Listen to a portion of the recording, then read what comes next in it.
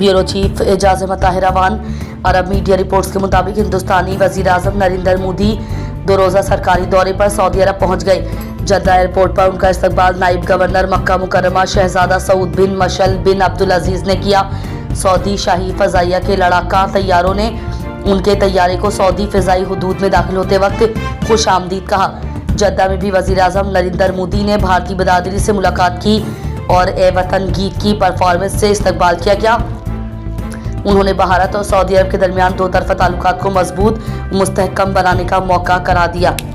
आलमी खबरनामा के मुताबिक सोने की कीमतों में होशरबा इजाफा हो गया है, जिससे आलमी मंडी में जारी गैर यकीनी सूरत हाल के बाईस सोने की कीमतें रिकॉर्ड बुलंदियों को छूने लगी हैं और 24 कैरेट खालिस सोने की कीमत 20 ग्राम कीमत में 1 लाख रुपए तक की हद पार कर ली है। आलमी मार्केट के माहिरीन की पेशनगोई है कि आने वाले वक्त में सोने की कीमतों में मजीद इजाफे की भी तवक्को सामने आ रही है।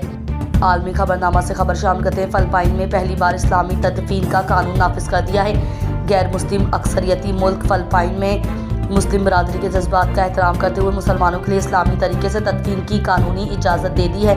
फ़िलिपाइन के सदर ने 11 अप्रैल 2025 को इस नए कानून पर दस्तखत किए थे, जिसके तहत अब मुल्क में मुकीम मुसलमान अफराद को उसकी दीनी रिवायात पर फौरी तदफीन की इजाज़त दे दी है। इस्लामिक बेरियल एक्ट का अब नया कानून सरकारी हैसियत हासिल कर चुका है। इस नए कानून की राह में रुकावट बनने वालों के खिलाफ सख्त तादीबी कार्रवाई की जाएगी और नए कानून के मुताबिक खिलाफ वर्जी के मुरतकब अफराद के खिलाफ 1 से 6 माह तक की सज़ा दी जाएगी।